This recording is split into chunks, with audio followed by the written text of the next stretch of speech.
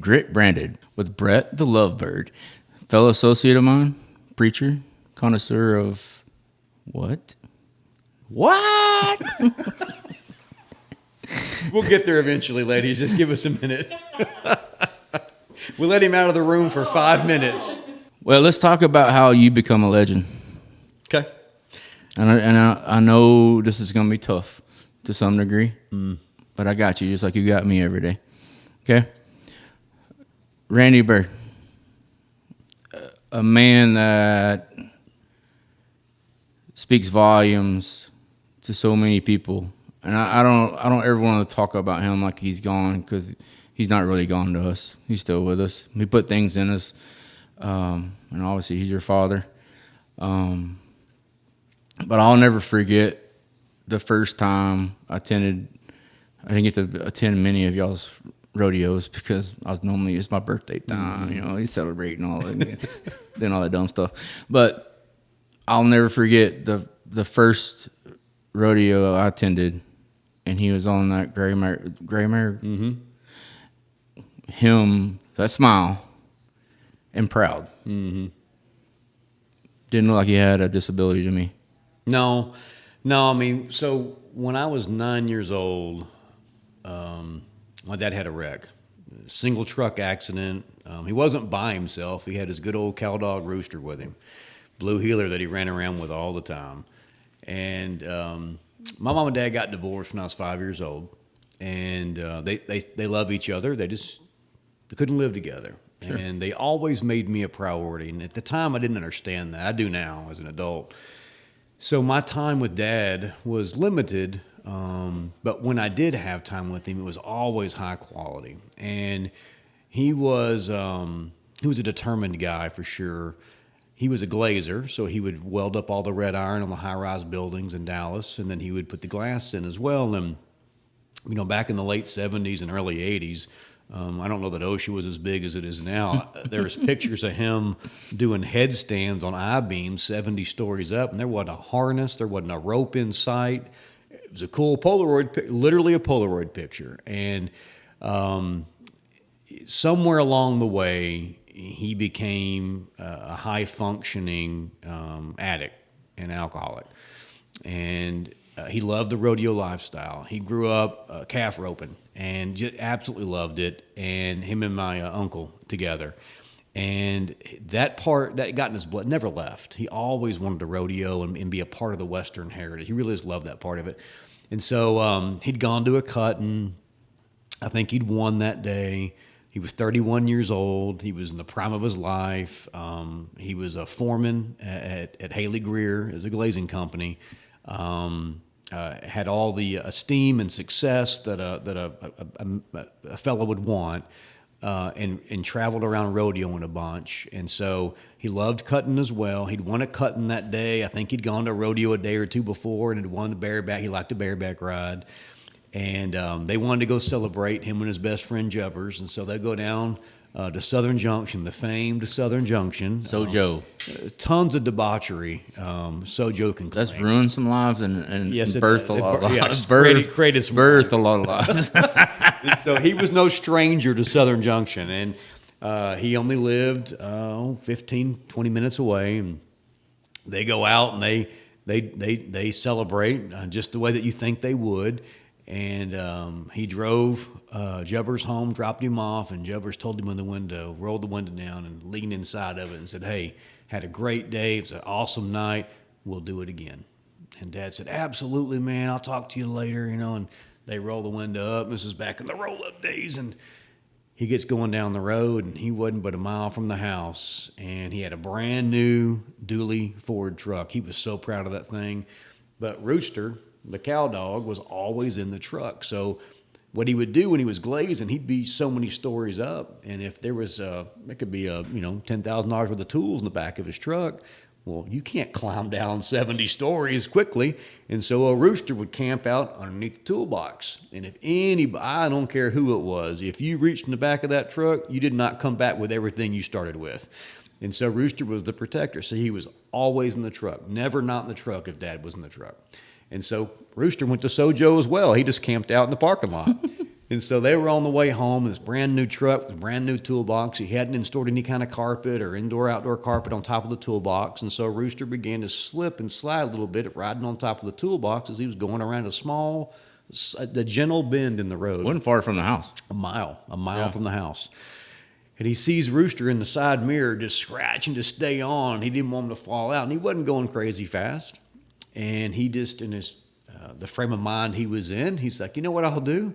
I'll just jerk the wheel to the right, and I'll put Rooster right back in the middle of the truck, and then I'll ease onto the house. And every part of that plan worked. He jerked the wheel, pup falls right back in the middle of the bed. Everybody's safe, except his right front tire slipped off that old county road, and when it blew out, it immediately shredded, and he was on a bare rim. And the old truck went sliding back across the road, and that bare rim grabbed that asphalt, and his truck began to violently roll side over side. And he wasn't wearing a seatbelt, and it threw him out of the passenger seat, the window, and it crushed his jaw from that little knot on the top by your ear to the center of his cleft in his chin. Was completely shattered, lost 8 teeth. Now, Dad had been a tremendous athlete growing up. I mean, he was fast. For a white boy, he was wicked fast. And tried out for the Houston Oilers. We're from the Houston area, and I'm sorry. I don't know. We got up here as fast as we could. And the funny thing about it is athletically gifted is a fair phrase. He was bench pressing 350. Like, he was just a stud. And his body had never failed him. Every time he told his body to do something, it did it until he was on the side of the road. And he'd crushed his jaw. We found out later upon impact that he'd broke his spine in a few places. C4 is that big knot on the back of your neck when you look down. That's C4. Well, C4 and C5 were broke. And then T is your thorax. So T6, 7, and 8 were also broken. And 8 is right in the middle of your sternum, right at your chest. And the 8th vertebrae shattered. All the rest of them broke, but that vertebrae shattered. And when it did, it severed his spinal cord. Now, he didn't know any of that at the time on the side of the road. And it was February 24th, 1986. And it was cold. You know, here in Northeast Texas, it's cold in February at night still. And so it's sitting on the side of the road. The old truck rolled over and was smoldering. He thought it was going to blow up. And we'd seen too many movies, you know. And so he thought it was going to blow. So he tried to get up and run because he didn't want to get blown up next to the truck. And that was the first time his body didn't do what he told it to do. We'd find out later that vertebrae had shattered and severed his spinal cord, and he was paralyzed in the beginning from the neck down. Most people don't remember that part. But I was just a kid. And so ambulance came, picked him up, take him to Greenville, and they knew they couldn't do a thing for him. So they care flighted him. This is in 86. That wasn't wildly popular. They care flighted him to Methodist in downtown Dallas. And they went into talking about surgeries. But before they did it, they said that my grandmother, his mother, and his father, we called them Mama Bird and Papa Bird, very original, I know. But they had assembled them together that night. And when they got to the hospital, they told my grandmother, Mama Bird, they said, he won't make it. He won't make it 72 hours. He'll be dead. And so she said, we'll move him right now. You know, she's about 4 foot tall, and she's a spitfire, a saint. Most people think that she's loved the Lord all her life and never had a sip of alcohol, never said a bad word. Probably until that night. She come unglued and said, we'll just move him right now. And the doctor said, you'll kill him for sure. The shock of moving him will kill him. And so they left him there and let them work on him. But they decided that they were going to wait that 72 hours. They didn't do a single surgery for 72 hours. And while the funny part about that story is while he's giving my grandmother and my grandfather this essentially, you know, life-ending news for Dad, he comes to. Now, remember, his jaw's crushed. He's not supposed to be able to talk. Mm-hmm. Internal bleeding is unreal. And he says, hey. And he said he never seen that surgeon jump so high in all of his life. And they squat down. He was what they call on a striker board. It's basically 2 pieces of plywood, and they just compress you. And it's to keep you from moving around any, right? And they basically run straps around it, whether you're face up or you're face down. With all the internal injuries, they had him face down. He's throwing up blood and everything else. And he says, hey. And so they had to squat down to lean down and talk to him. They said, Mr. Bird, Randy, are you all right? And he says, hey. He says, I'm not dead yet. I'm going to make it. I'll show you. Well, flash forward, he wrote a book. And guess what the title was called? I'm Not Dead Yet. No. It's a great book. It's a great story. And it tells basically this story in much more vivid detail than I'm telling it now, and in his own words. But they drove me up. I remember driving up. I was 9 years old. I remember driving up to the hospital the next day. And in fact, it was 2 days later. They wanted to make sure he wasn't going to expire, and he had tubes everywhere. And so I go up, and man, his head was the size of a basketball. It was massive. He didn't even look like my dad. It was crazy. But he was in ICU, and they thought, well, if he's not going to make it, we should at least let Bubba say goodbye. And so I go in there, and I was scared to death. It didn't look like my dad, and still got a shattered jaw. And he's talking to me, and it's the kind of thing that when you're 9, you don't understand until you're grown, and you realize that I was the most important thing to him than anything else. And he told me that, he fought to be there for me because he knew I needed him. And so he makes it to 72 hours, much to the chagrin of the doctors. He made it. And it began a year-long journey of getting out of the hospital. They did surgeries for a couple of months. He spent a year in the rehab, and he went from a guy that could run a 4.40 and bench press 350 pounds, ride a bareback, which is brutal. Brutal. That's the most brutal thing you can do to your body, in my opinion. Unbelievable what it does to you. Riding, cutting horses and training. That's brutal too. It's tough. It's hard on you. You don't know where you're going. No. Those two are the most similar, uncontrolled performance horse versus rough stock. You don't know what's fixing to happen. Mm-mm. You're riding that horse to whatever he's going to do. You're hanging on for dear life. You're going left and right instead of up and down. That's right. That's the only difference. That's the only difference. And your body doesn't react the way it should most of the time. 100%. So he liked everything about. He was just tough. Unpredictable. 100%. He's just tough. Just tough enough to do it. And it's called grit, sir. I'm sorry. Just gritty enough to do it.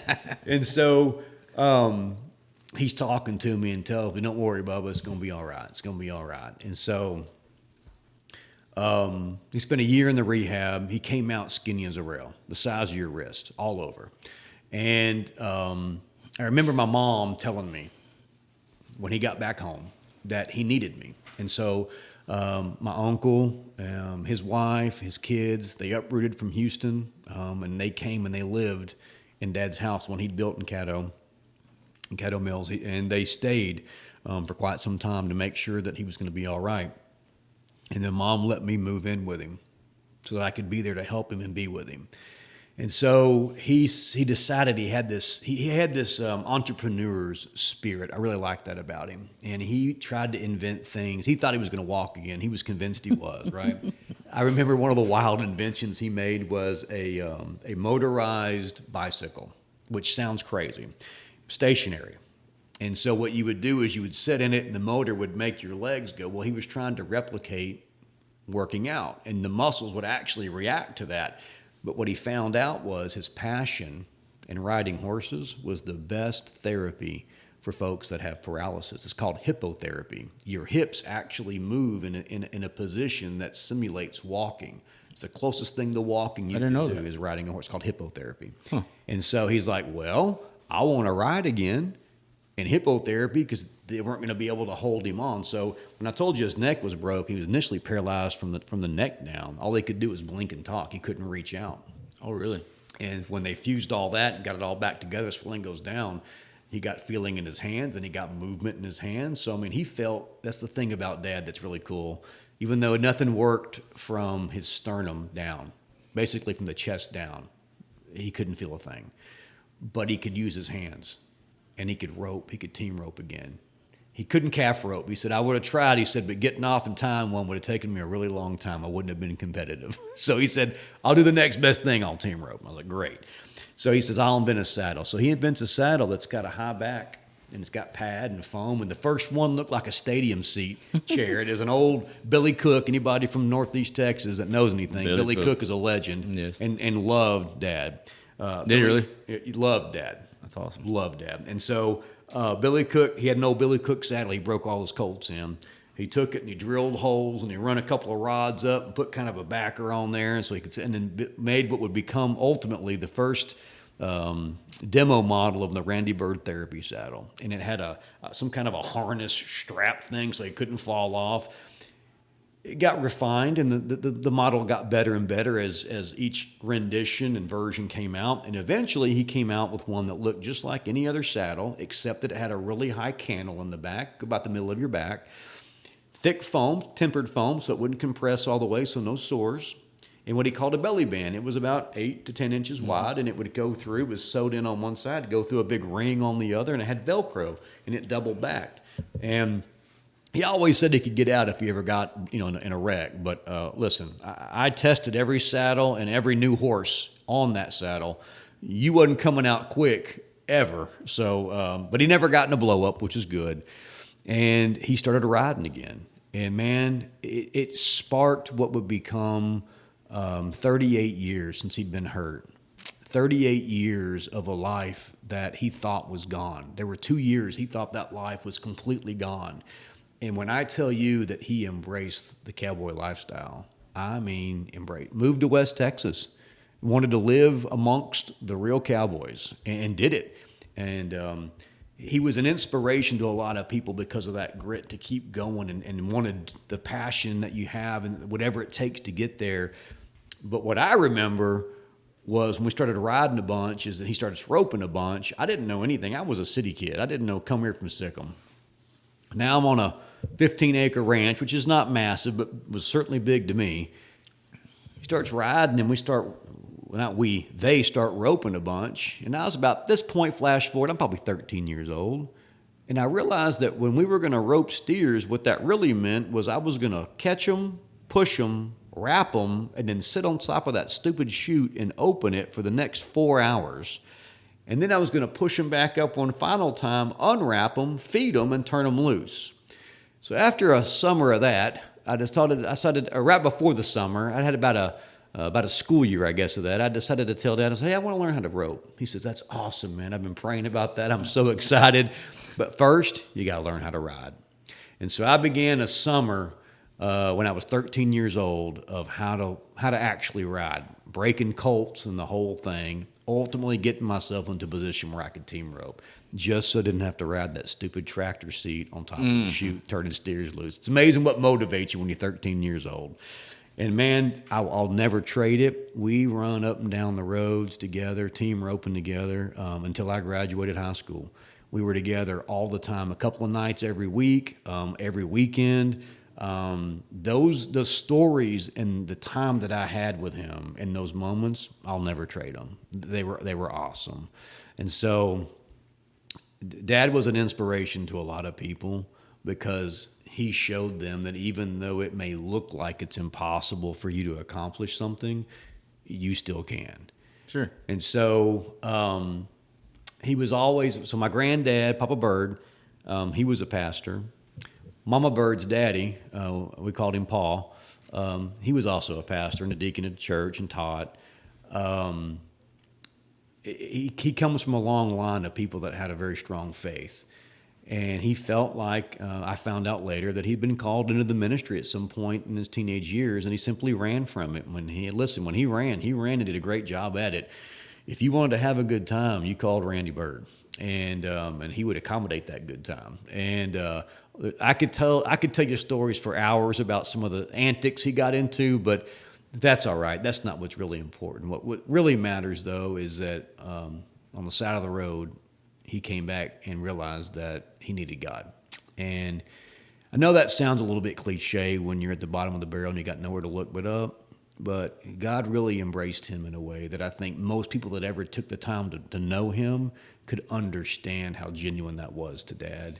And started a church or two, all circling around the Western heritage. He wanted to focus on cowboys. And the culture of cowboy is a little bit different. It's about the hard work and determination and the grit that we keep talking about.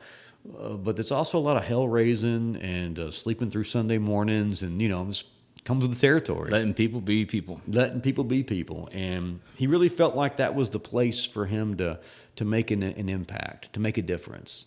And I would say now, he passed on April 17th this year. A long, hard health battle, 4 or 5 years worth. So his last 4 years were as hard as his first 2 years, maybe harder. But everything in between, man, was storybook. It was freaking awesome.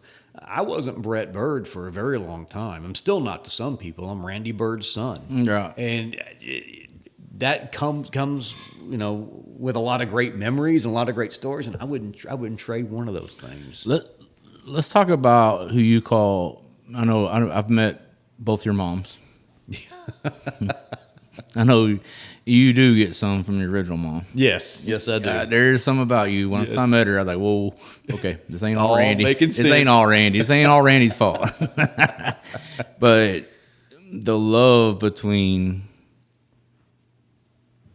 your mom and him, Yeah, to the day he died, the day he died. it's So it's. I know it. We all know behind closed doors it's not fairy tale, but to this day, I watched that for a long time, and to me, it was mesmerizing and craved it. yeah. To have a female or a partner in life to be that. This is my guy. Yeah. And that's the way she. To me, I haven't got to know her very much at all, but watching how she was with him, she never saw that disability. No. She saw him No. and loved him. Yeah. So they were high school sweethearts. He graduated from Tomball High School, just outside of Houston, and she went to Katy High School, also just outside of Houston. They were rival high schools, actually. And had a mutual friend that introduced them, and sparks flew, and they just fell in love with each other. And as determined as he is through his lifestyle, he's proved and shown more than once how determined he is. She's equally as determined. And I think that was probably what it was, is that they both had ideas about how to do things, and they were mildly different or even sometimes wildly different. And it never translated into the success that they had hoped it would be long term. And so I remember that we lived in an apartment because we'd moved from Houston up to Dallas, and I was about 4 years old, about to turn 5, and I remember the last time that he left, and I was riding my big wheel around on the sidewalks, and just pedaling the heck out of that thing and skidding it and doing 360s, and I'd figured out later that Mom had probably sent me outside because there was some sort of an epic end of the argument or end of the relationship argument going on. And that, to their credit, I don't remember them fighting one time ever in my entire life. But they fought enough to realize they needed to be divorced. They fought enough to realize that they didn't want to be together. But I had no idea. So you can imagine the shock when I watched him walk out. And he cried and boo-hooed and the whole thing in the parking lot. I remember it like it was yesterday. But then I also remember Mom started over with a guy that became my stepdad for a short period of time, for about 7 or 8 years, maybe not even that long. And he wasn't a great guy. And I'd had visions as a young man if I could ever just cross paths with him, just one time. Mm-hmm. But I found out I didn't have to because of a guy named Randy Bird. And everybody knows Randy Bird now as the pastor, as the people person that will lift you up and help you out. But if you knew Randy Bird prior to 1986, Randy Bird would whoop your tail in a heartbeat and had no qualms with it. And he was tough. And I remember vividly one time, Dad left, and he ultimately landed in Royce City, which is where our mutual beginnings were at, because that's where my grandmother lived. And he wanted to be, his mom's, he wanted to be around her to help. She's aging and whatnot, wanted to be around life. It's also where his great-grandparents lived, Nanny and Paul. He looked up to them, loved them to death. And so he lands out there. Well, I landed in Trophy Club, and it is not Trophy Club that you see today. Yeah, it was Trophy bougie Club when there was nothing out there. And so I lived in a subdivision for a few years, and I would see Dad when I saw him, which was as much as he could. I mean, it wasn't that he wasn't trying to see me. It was that there were court things and, all that kind of stuff. And so I spent a weekend with him, and I remember on a Friday or a Thursday, whenever they were transferring me over, and Dad would drive all the way to Dallas to come get me and take me all the way back to Royce City and would do the whole thing all over again and drop me off in Trophy Club. I meant that much to him. And I remember one time that this guy that married my mom, he wasn't my stepdad. It was a guy that married my mom. He was a little lippy. And turns out, I found out as a young adult, not then, that he was also abusive. Randy Bird found out. And I'm going to tell you two really quick stories to show you the kind of person that Dad was, because that's really what fueled the fight that he had to have after he got hurt. So one story was they were transferring me over from Mom's ride into Dad's truck in the parking lot somewhere, where she worked probably. Well, this guy that married Mom was there as well. And he had threatened to whoop me or had grabbed me by the arm, or I don't know what. I can't remember exactly what he had done. But my mom was now looking at Dad to be the savior, the knight in shining armor, because she knew that he had a propensity to whoop some tail when the time come down to it. And it turns out this fella that married Mom needed just that. There's only two kinds of fellas in this world, Brad. Those who've had an ass whooping and those who need one. And this fella clearly needed one. And so Dad puts me in the truck and shuts the door, and I notice the door is locked for some reason. And then he commences to having a conversation. Now, I'm just a kid. I don't find any of this out until I'm a young man. He essentially told him, he said, if you ever threaten my son again, I will knock your teeth so far down the back of your head, you'll never be able to talk straight again. And there were a few threats thrown around, and that guy, and so that was the end of it, right? Well, close to the end of that relationship that he had with my mom, come to find out he was pushing her down. And I remember one event where she locked her and I both in her bedroom. Didn't have any concept what was going on. It just happened. It was just happening. And she was able to get me out of a side door and sent me to my best friend's house up the street when I was just, I'm at this point, I'm 7, maybe 8.